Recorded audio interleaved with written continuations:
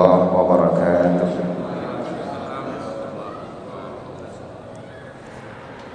Alhamdulillahi rabbil alamin, wassalatu wassalamu ala asyrafil anbiya wal mursalin wa ala alihi wa ashabihi ajma'in, amma ba'd. Hadirin sekalian, kita bersyukur kehadirat Allah Subhanahu wa taala atas segala nikmatnya, terutama pada hari ini kita berkumpul dan tadi baru saja menyelesaikan salat maghrib berjamaah. Tidak semua mendapatkan nikmat macam ini. Mudah-mudahan Allah berikan istiqomah kita bersama iman yang menetapkan kita dalam taat kepada Allah Subhanahu wa taala. Salawat dan salam semoga Allah limpahkan atas junjungan kita Rasulullah sallallahu alaihi wasallam, keluarga dan para sahabatnya. Hadirin, sebelum lebih lanjut saya berbicara, saya ingin sampaikan berita duka. Kemarin hari Jumat, salah seorang guru kita, orang tua kita, Ustadz Muhammad Nadir Hasan, dipanggil Allah. Insya Allah dalam keadaan baik. Kita doakan mudah-mudahan Allah tempatkan di tempat yang mulia di sisinya bersama hamba-hamba Allah yang soleh. Dan kita juga akan menyusul dalam keadaan husnul khotimah. Amin. Di dalam Al-Quranul Karim banyak kisah-kisah yang patut untuk kita renungkan sebagai pegangan hidup. Ada yang berpesan tentang kesabaran, seperti kisah Nabi Nuh yang berdakwah ratusan tahun. Juga tentang kesungguhan, berjuang pantang menyerah apapun tantangannya, seperti yang dijalankan Nabi Musa atau juga hamba-hamba Allah yang lain menghadapi penguasa yang sulit diajak berbicara. Dan kali ini kita coba untuk merenungkan kisah yang diceritakan Allah di dalam surat Al-Kahfi. Setelah Allah turunkan ayat menjelaskan kepada Rasulullah sallallahu alaihi wasallam, ini pada ayat ke-28. Ayat ini berbunyi, A'udzu billahi minasyaitonir rajim. Wasbir nafsaka ma'al ladzina yad'una rabbahum. Wahai Muhammad, engkau sabarlah bersama orang-orang yang senantiasa beribadah kepada Tuhan mereka, pagi maupun petang. Mereka menyeru Tuhan mereka pagi maupun petang. Yuriduna wajhahu, tidak ada yang diharap kecuali ridha Allah saja. Wala ta'du 'ainaka 'anhum, jangan kau palingkan wajahmu dari mereka. Turidu zinatal hayatid dunya, karena terperdaya oleh kehidupan dunia, oleh nilai-nilai materi. Wala tuti' man aghfalna qalbahu an dzikrina, jangan engkau ikuti orang-orang yang hati mereka lalai untuk ingat kepada kami. Wattaba'a hawa, dan mereka memperturutkan hawa nafsunya. Wa kana amruhu furuta, sikap perbuatan mereka itu sungguh telah melampaui batas. Hadirin yang berbahagia, ayat ini turun karena seorang tokoh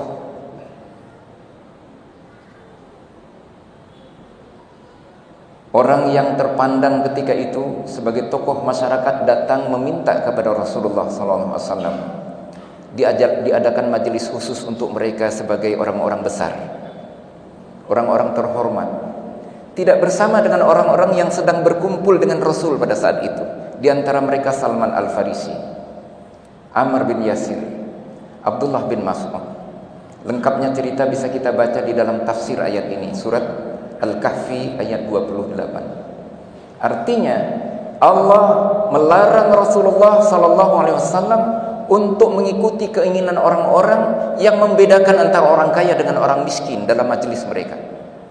Karena mereka ingin ada majelis khusus tidak mau dicampur dengan orang-orang miskin. Sikap ini merendahkan orang miskin. Padahal miskin dan kaya itu tidak lepas dari kehendak Allah Subhanahu wa taala. Inna sa'yakum lasyatta. Kita ada yang ditakdirkan mudah hidupnya. Seperti Abdurrahman bin Auf. Begitu lihat celah, dengan izin Allah selalu tepat analisanya. Usaha yang dirintis selalu sukses. Mungkin ada di antara bapak-bapak di sini, yakin saya itu. Pengusaha yang sukses walaupun kantongnya nggak kelihatan uang, tapi rekeningnya penuh. Ya. Tapi ada juga yang semua dirintis selalu ya pas-pasan saja. Memang itulah takdirnya. Ya. Tapi tidak boleh saling merendahkan, karena apa yang telah ditetapkan Allah untuk kita. Karena manusia dipandang oleh Allah adalah ketakwaannya. Inna akramakum indallahi atqakum. Semulia-mulia kamu di sisi Allah adalah yang paling takwa di antara kamu. Kemudian pada beberapa ayat berikutnya Allah menceritakan, memerintahkan kepada Rasul untuk menceritakan perumpamaan. Dua orang yang salah satunya diberi oleh Allah kebun yang luas. Wadrib lahum mathalar rajulain.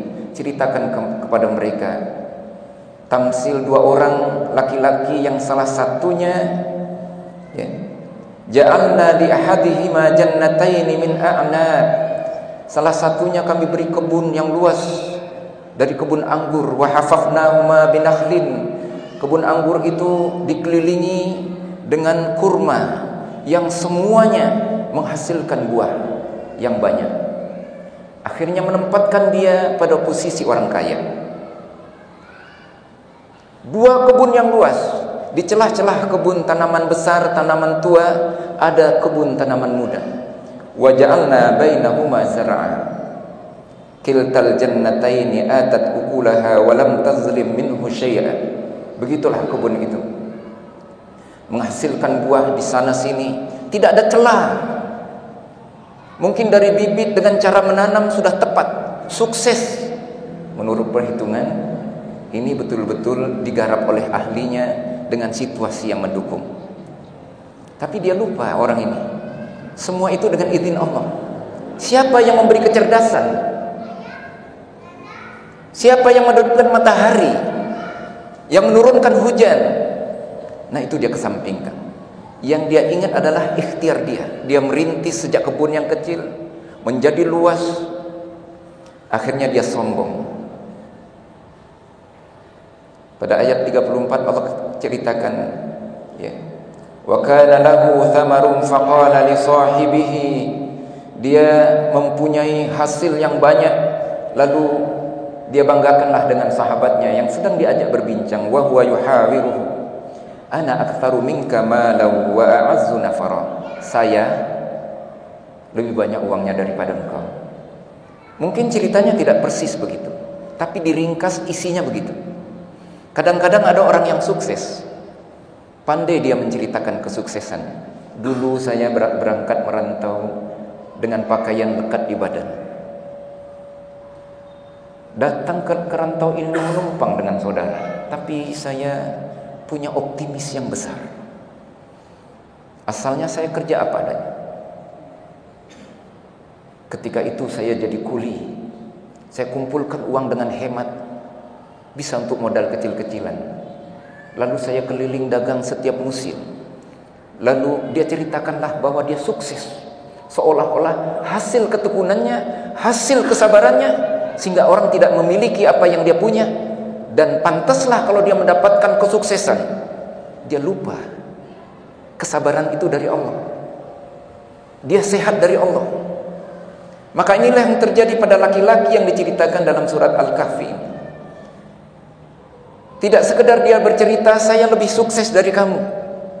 Di dunia ini nampaknya siapa yang rajin pasti sukses.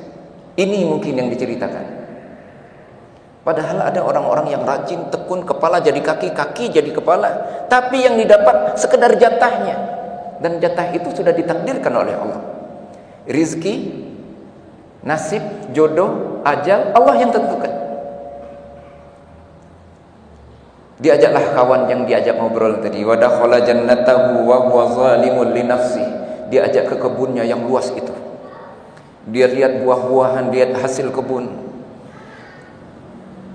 Lalu Allah katakan wa huwa zalimun li nafsi. Dia zalim terhadap dirinya.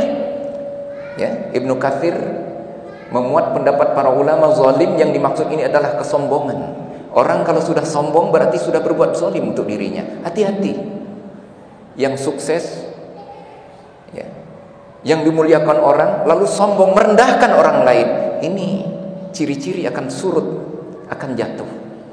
Orang kalau sudah berkuar-kuar, ya, kita dengar ada artis ketika diingatkan, ya, dikasih nasihat, biarlah kamu saja yang masuk surga, saya di neraka nggak apa-apa, nanti ketemu Michael Jackson, ketemu artis-artis Hollywood. Dia main-main dengan firman Allah, ya. Nah, kesombongan semacam itu tidak boleh, ya. Wa ibadur rahman yamshuna 'alal ardi haunan. Hamba-hamba Allah yang penyayang, sesukses apapun berjalan di muka bumi dengan merendah diri. Dan ini yang dicintai oleh Allah. Innallaha la yuhibbu kulla mukhtalin fakhur. Allah tidak suka orang-orang yang sombong, yang menampilkan merendahkan orang lain. Cerita besar sementara orang susah, tambah sedih orang. Ya Allah, ceritanya miliar-miliaran, saya untuk makan aja susah. Ya Allah, sedih hatinya. Dia sombong kepada saudaranya, tinggi ceritanya, sampai-sampai dia mengatakan, qala ma azunnu an tabida hadhihi abada. Kalau sudah begini kesuksesan kita, sepertinya enggak ada lagi persoalan hidup. Enggak ada lagi yang perlu dikhawatirkan. Sampai anak cucu juga enggak habis ini kelihatannya. Dia lupa bahwa dunia ini dalam genggaman Allah Subhanahu wa taala. Allah bisa cabut dalam waktu yang singkat.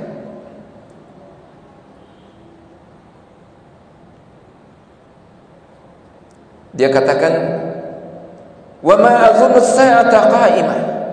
Kayaknya cerita-cerita tentang akhirat itu juga bohong aja itu. Saya yakin atau saya tidak percaya dengan akhirat. Karena hidup ini hitam putih. Siapa yang rajin dia sukses, siapa yang malas dia miskin. Gagal atau sukses tergantung kita. Nah ini tak ada lagi selain dia. Wa ma azunnu as-sa'ata qa'imah. Enggak ada kiamat itu. Kalau ada, wala irruditu ila rabbi la ajidanna khairan minha munqalaba. Kalau kita ini akan kembali kepada Tuhan, saya pasti yang disayang. Buktinya Allah kasih sukses. Nah, hadirin yang berbahagia, kesuksesan di dunia itu baru ujian. Apakah kita bersyukur atau tidak? Untuk orang-orang yang sukses, dia bersyukur kepada Allah. Allah janjikan, la in syakartum la azidannakum. Jika kamu bersyukur, akan kutambah nikmat kepadamu. Apa ciri-ciri orang yang bersyukur? Dia menyadari sepenuhnya yang didapat adalah pemberian Allah Subhanahu wa taala.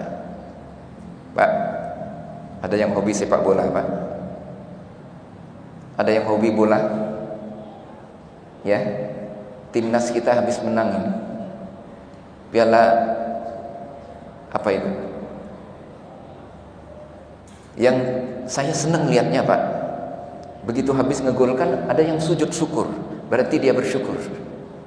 Mudah-mudahan untuk dia, ya, paling tidak untuk dia itu baik bagi dia. Kita disyariatkan merasa itu adalah pemberian Allah, sujud kepada Allah kalau kita dapat berita gembira. Pelatihnya juga sujud syukur. Dan ini disunahkan oleh Rasulullah sallallahu alaihi wasallam. Artinya kita mengakui bukan saja kemampuan kita. Maka sahabatnya yang mendengar, mendampingi tadi, ternyata ini orang yang alim, yang paham agama, yang berakidah lurus. Qala lahu sahibuhu, berkatalah sahabatnya yang mendampinginya itu, tempat ia mencurahkan kesombongan si kaya tadi, dia mendakwahi dengan tegas, wa huwa yuhawiruhu, dalam perbincangan mereka, akafarta billadzi khalaqaka min turab. Hei sahabatku, apa engkau ingkar dengan Allah yang telah menciptakan kamu dari tanah? Kamu ini dulu enggak ada apa-apanya, dari tanah. Yang menciptakan Allah. Dia melihat penyimpangan yang begitu jauh, seolah-olah dia tidak percaya kepada Tuhan, tidak percaya dengan proses kejadiannya yang asalnya lemah, dikuatkan oleh Allah. Maka diingatkan dengan kata-kata itu, akafarta billadzi khalaqaka min turab, apa engkau ingkar dengan Tuhanmu yang telah menciptakan engkau dari tanah, thumma min nutfah, kemudian dari air yang memancar, thumma sawwaka rajula, kemudian ia sempurnakan engkau sebagai orang laki-laki, sebagai manusia yang cukup mampu. Laula iddakhalta jannataka, alangkah baiknya ketika engkau masuk ke dalam kebunmu tadi, yang engkau ucapkan adalah Masya Allah, la quwwata illa billah. Masya Allah, apa yang dikehendaki Allah, ini semua adalah kehendak Allah. Ini tanda syukur yang pertama. Masya Allah, la quwwata illa billah, tidak ada kekuatan kecuali dari Allah. Jadi disyariatkan kalau orang-orang mendapatkan nikmat, mendapatkan kesuksesan, dia ingat kepada Allah dan menyatakan la quwwata illa billah. Maka kata Nabi di dalam hadisnya, maukah kamu aku beritahu kanzun min kunuzil jannah, perbendaharaan dari sekian banyak perbendaharaan surga. Lalu Nabi mengatakan la quwwata illa billah, ucapan pengakuan bahwa kekuatan itu dari Allah Subhanahu wa taala. Jadi sesukses apapun seorang tidak akan sombong. Jadi ada seorang sahabat atau tabi'in, ya, salafus soleh, yang dengan ayat ini dia tulis di atas pintunya, Masya Allahu la quwwata illa billah, mengingatkan kita ini lemah, ya, semua yang kita miliki dari Allah Subhanahu wa taala. Jadi tanda syukur yang pertama, seorang merasa yang dimiliki dari Allah sehingga dia ucapkan alhamdulillah atau sujud syukur. Ya, boleh kita terima kasih kepada orang lain, mungkin dia jadi perantara, tapi lebih besar ingat kita kepada Allah Subhanahu wa taala. Kemudian yang kedua, menggunakan nikmat itu di jalan Allah Subhanahu wa taala. Ya. Nanti kita dalami sendiri tafsir ini, ya. Dengan bacaan kita beralih kepada kisah yang diceritakan Rasulullah sallallahu alaihi wasallam. Ada seorang yang bersyukur. Nabi menceritakan kisah 3 orang Bani Israel. 3-tiganya ini diuji oleh Allah dengan penyakit. Yang satu berpenyakit kulit sopak, kulitnya belang, orang menjauh. Yang satu kepalanya tidak ditumbuhi rambut.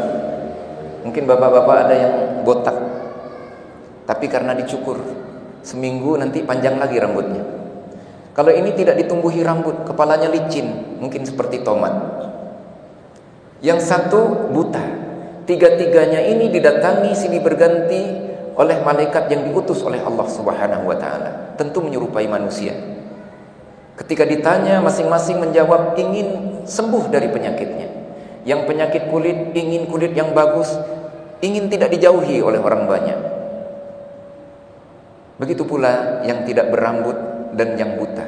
Semuanya disembuhkan oleh Allah. Bahkan ketika masing-masing ditanya, apa yang kalian inginkan? Mereka menginginkan, ya, ada yang minta unta, dia ingin jadi juragan unta. Ya. Ditakdirkan Allah jadi orang kaya, untanya memenuhi lembah yang luas. Yang kedua, yang kepalanya botak, minta sapi. Ya. Mungkin ini doa yang terkabul. Hadis ini tentu singkat, mungkin prosesnya panjang. Orang yang sakit tadi mungkin berobat kemana-mana, mungkin berhitung bulan, tahun, akhirnya sembuh. Begitu juga yang botak, begitu pula yang buta. Tapi ringkasnya semua disembuhkan Allah, bahkan menjadi orang kaya. Yang pertama didatangi oleh malaikat, diuji. Yang asalnya berpenyakit sopak disembuhkan jadi orang kaya. Datanglah malaikat menyerupai dia sebelum, ya, seperti sebelum dia disembuhkan. Sebagai orang tua yang berpenyakit kulit, dia mengatakan, Tuhan, saya datang dari tempat yang jauh, melintasi lembah, melewati gunung. Sungguh hanya takdir Allah yang bisa mengantarkan saya ke sini. tolonglah sebahagian dari apa yang Allah telah berikan kepada engkau. Kalau bisa meneruskan saya ke tempat tujuan. Mohon maaf, saya banyak perlu. Orang kalau bakhil nggak teringat lagi bahwa ini adalah peluang ibadah. Nggak teringat lagi bagaimana jerih payah orang yang perlu dibantu. Lupa bahwa ini adalah ujian. Harta adalah ujian. Lupa. Lalu laki-laki yang datang jelmaan malaikat itu mengatakan, saya ingat tuan ini dulu kan sakit ya. Jangan macam-macam, ini warisan dari orang tua saya. Kamu sudah berbohong, kata malaikat. Mudah-mudahan Allah membangkrutkan kamu dan mengembalikan kamu seperti sebelum kamu sembuh dari penyakitmu. Dan doa malaikat itu kabulkan. Mungkin berproses. Akhirnya dicabut semua nikmat Allah. Begitu juga yang kedua, yang kepalanya botak, persis yang pertama. Dia bilang banyak kebutuhan. Mungkin mereka punya banyak pekerja, banyak karyawan. Ketika ada orang minta, mungkin pinjem, dia pikir ini perjalanan jauh, banyak yang diminta, yang harus dibayar gaji banyak. Dia tidak ingat, ya, ketika dia dulu saat ditolong oleh orang hatinya senang. Bukan itu yang diingat. Tapi yang ketiga, orang yang asalnya buta disembuhkan oleh Allah. Kemudian diberikan kesuksesan, punya kambing yang banyak. Datang malaikat yang menguji tadi. Saya datang dari tempat yang jauh, saya melintasi lembah, melewati gunung. Tolonglah barang seekor kambing mungkin bisa mengantarkan saya ke tempat tujuan. Apa jawab si buta tadi? Sebagai orang yang bersyukur. Dia merasa semua harta ini dari Allah. Sembuh saja dari buta sudah syukur. Tuhan, andai kata Tuhan membutuhkan semua harta saya dan Tuhan tidak sisakan lagi untuk saya ridho. Tapi berapa butuh Tuhan, ambillah seperlunya. Ini mirip dengan orang-orang ad-doa itu, yakin saya. Kalau enggak bisa bagus masjid macam ini, insya Allah. Tapi kekayaannya bukan kambing kalau di sini. Ambillah, amsik malaka, kata malaikat tadi, tahan hartamu. Tadi kan minta, saya tidak butuhkan itu karena saya datang hanya untuk menguji. Dan engkau ternyata orang yang bersyukur, tidak seperti dua sahabatmu yang aku datangi sebelum ini. Mereka tidak bersyukur kepada Allah. Allah janjikan, la in syakartum la azidannakum. Jika kamu bersyukur, akan kutambah nikmat untukmu. Bapak-bapak sekalian, walaupun cerita yang dikisahkan ini kekayaannya berupa unta, ya, sapi atau kambing, kita insya Allah juga punya kekayaan. Walaupun kekayaan kita tidak seperti itu, paling tidak kita sudah diberi hidup oleh Allah. Yang sudah umur 70 tahun, 60 tahun, tiap hari kita makan, Pak. Itu rezeki dari Allah. Kalau kita ingat beberapa tahun yang lalu mungkin kita pernah pinjam, masih percaya orang sama kita, itu nikmat Allah. Orang masih percaya dan kita bisa bayar hutang. Lebih dari itu, yang kita cari yang halal, ada hidayah di situ. Kita bersyukur kepada Allah Subhanahu wa taala.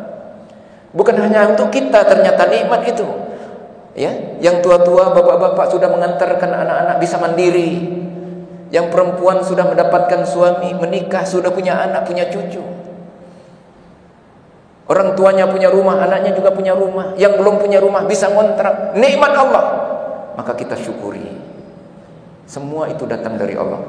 Dan apapun yang Allah titipkan kepada kita, kita gunakan di jalan yang diridhoi oleh Allah Subhanahu wa taala. Kalau ada orang yang perlu, jangan kita enggak bantu kalau bisa. Demi Allah, tidak akan miskin orang yang bersedekah. La yanqusul mal min shadaqatin. Tidak akan berkurang harta karena sedekah. Itu ujian dari Allah Subhanahu wa taala.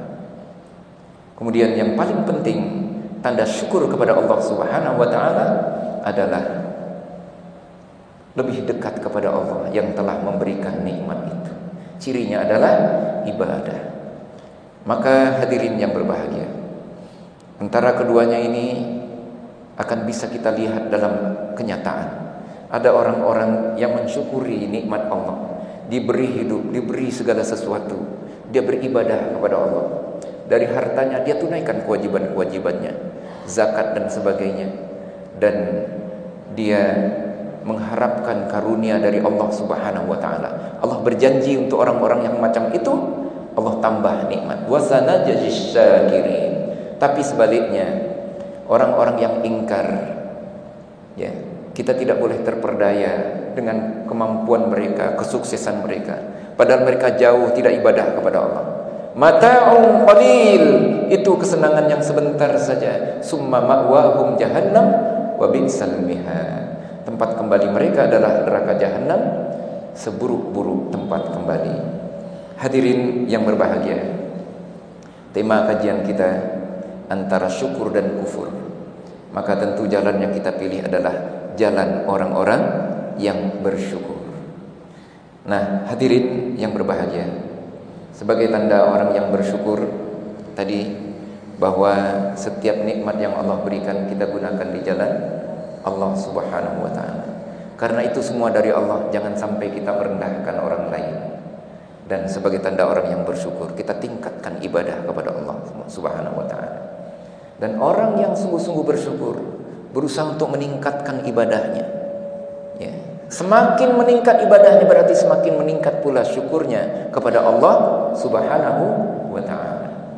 Dan sebaliknya, diamanahkan kepada kita untuk berdakwah kepada orang-orang yang belum bersyukur. Apalagi kalau mereka itu termasuk orang-orang dekat kita, apalagi orang-orang yang kita cintai. Masih ada yang satu atap dengan kita, dia tidak ibadah, tidak sholat, belum bersyukur. Kalau itu anak kita, maka itu tanggung jawab kita untuk menggiring mereka untuk menjadi orang-orang yang bersyukur. Karena kalau tidak ada jaminan kebaikan untuk mereka.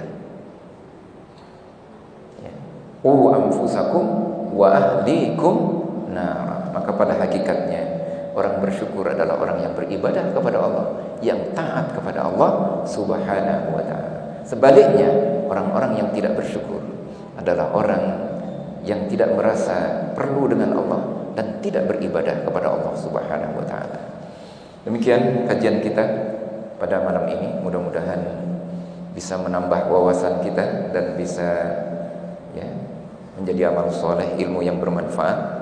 Kurang lebih saya mohon maaf. Assalamualaikum warahmatullahi wabarakatuh.